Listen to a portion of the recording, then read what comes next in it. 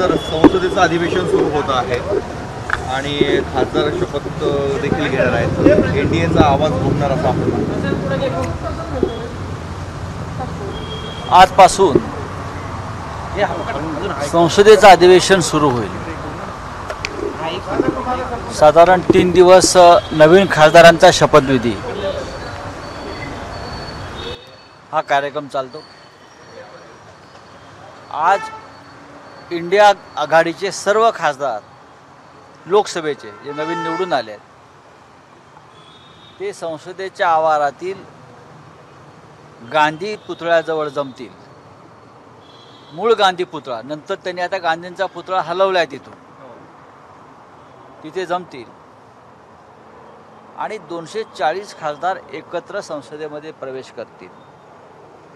आणि प्रवेश करताना प्रत्येकाच्या हाती संविधानाची प्रत असेल. 240 संविधानाच्या प्रती प्रत्येक खासदाराच्या हाती असतील आणि संविधान रक्षणासाठी कटिबद्ध आम्ही आहोत हा संदेश घेऊन 240 खासदार हे संसदेमध्ये प्रवेश करतील. आता मोदी, शहा आणि त्यांच्या ईस्ट इंडिया कंपनीला कळेल विरोधी पक्ष काय असतो. ज्या विरोधी पक्षाला गेल्या 10 वर्षामध्ये चिरडण्याचा, दडपण्याचा प्रयत्न केला तो विरोधी पक्ष एक प्रचंड ताकद घेऊन संसदेमध्ये जातोय. मोदी आणि शहांसमोर 10 वर्षात प्रथमच विरोधी पक्ष नेता असेल आणि तो त्यांच्यासमोर पहिला वाकर बसलेला असेल.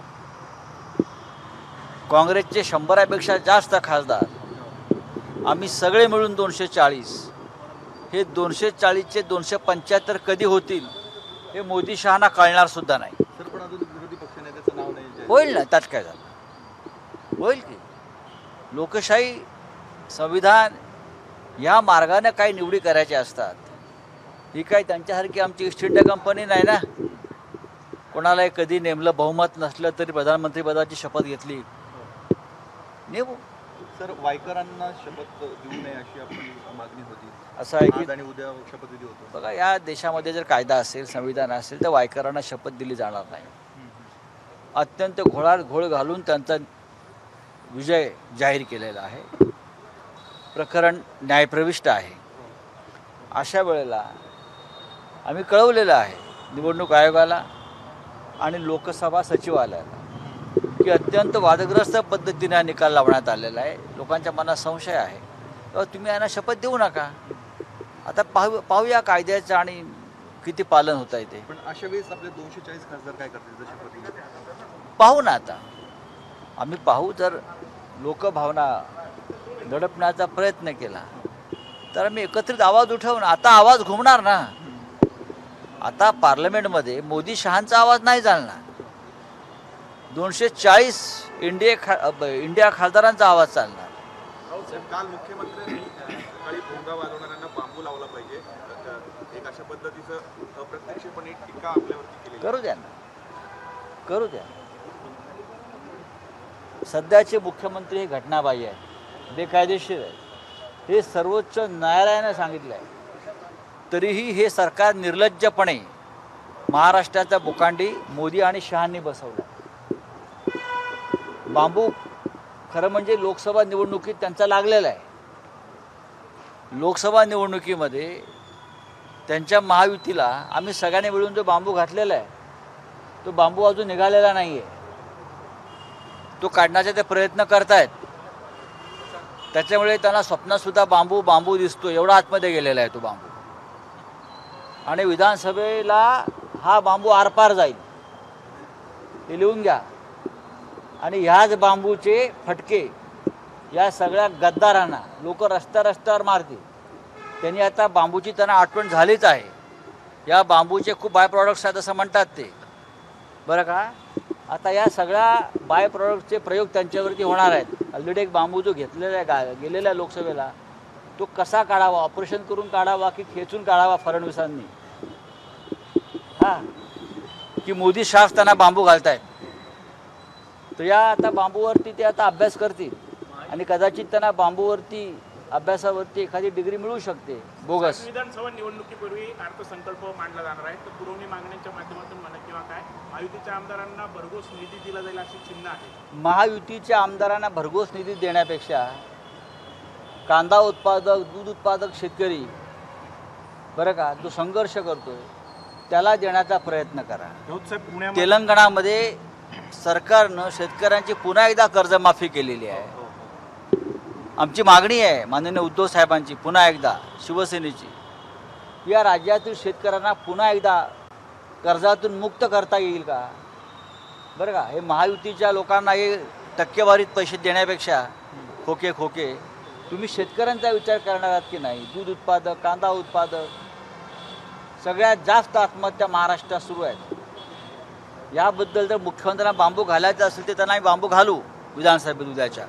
हां सर, मुख्यमंत्री काल पुन्हा दिल्लीत जाऊन आले, राज्य मंत्रिमंडळाचा विस्तार होण्यासाठी. ते त्यासाठीच गेले जो बांबू गेलेला आहे लोकसभेचा निकालाचा, तर त्या बांबूचं काय करायचं त्यासाठी ते गेलेले आहे. पण निघत नाही बांबू. पुण्यामध्ये महायुतीचे जे उमेदवार आहेत शिक्षक मतदारसंघाचे, त्यांच्यावर परवाच्या दिवशी आरोप झाले, व्हिडिओ व्हायरल झाले की ते नथ वाटतायत, साड्या वाटतायत. कसं बघताय शिक्षक मतदारसंघात असं प्रकार व्हायला? बघा, हे जे सरकार आहे महाराष्ट्राचं सध्याचं मुख्यमंत्री मुंडे सरकार, हेच मुळे भ्रष्टाचाराच्या पैशातून निर्माण झालं. त्यांचं धोरण असं आहे, पैशातून सत्ता, सत्तेतून पैसा, पुन्हा सत्ता. प्रत्येक निवडणूक हे त्या पैशाच्याच मोजमापानं करतायत. मग विधान परिषद असेल, शिक्षकांचे असेल, पदवीधरांचे असेल, माणसं आणि मतं विकत घ्यायची हे त्यांचं धोरण आहे. त्यानुसार त्यांनी नथी वाटल्या असतील, साड्या वाटल्या असतील, अजून का वाटला असेल, पण शिक्षक स्वतःला बाजारात उभं करून घेणार नाही विकण्यासाठी. या नाशिक शिक्षक मतदारसंघामध्ये संदीप गोपाळराव गुळवे हे महाआघाडीचे उमेदवार, शिवसेनेचे उमेदवार, हे प्रचंड मताधिक्याने पहिल्या फेरीमध्ये विजयी होते. इतकंच नव्हे तर महाराष्ट्रातल्या विधान परिषदेच्या सर्व जागा, मुंबईमध्ये अनिल परब पदवीधर मतदारसंघ, शिक्षक मतदारसंघात जमो अभ्यंकर, नाशिकमध्ये गुळवे पाटील, संदीप गोपाळराव गुळवे, आणि कोकणामध्ये रमेश कीर हे महाविकास आघाडीचे उमेदवार विजयी होत आहेत. साहेब, निवडणूक आयोगाला हे सगळं दिसत नाहीये का की व्हिडिओ व्हायरल होत आहे, लोक व्हिडिओ ट्विट करताय, निवडणूक आयोग का बरं याला काम? निवडणूक आयोग हा ईस्ट इंडिया कंपनी गुजरातचा नोकर आहे बरं का. ईस्ट इंडिया कंपनी गुजरात यांच्या नोकरीवर असल्यामुळे त्यांनाही दिसत नाही. थँक्यू. आपल्याही उमेदवारावर असले आरोप होतात. नाही, आरोप करू द्या ना. आम्ही का सत्तेत आहोत का? नाशिकला येऊन याच हॉटेलमध्ये काय चाललं होतं आपल्याला माहिती आहे. सर, पुण्यामध्ये त्याच ड्रगच्या पैशातून सध्याच्या सरकारचे खिसे भरले जात आहेत. वारंवार हे आम्ही आरोप नाही केले, आम्ही पुरावे दिलेले आहेत. यांना पाठिंबा देणारे, यांना पाठबळ देणारे पोलीस प्रशासन, आमदार आणि खासदार हे कोणत्या पक्षाचे आहेत हे समोर आलेलं आहे. नीट परीक्षेप्रकरणी शिक्षकांवर गुन्हे दाखल. तर संजय राऊत यांनी भाजपचा उल्लेख ईस्ट इंडिया कंपनी असा केलेला आहे आणि महाविकास आघाडीचा विधानसभेमध्ये सुद्धा दणदणीत विजय होईल असा विश्वास देखील त्यांनी व्यक्त केला. संसदेत आता विरोधी पक्षाचा आवाज घुमेल असेही संजय राऊत म्हणाले. एबीपी माझा, उघडा डोळे बघा नीट.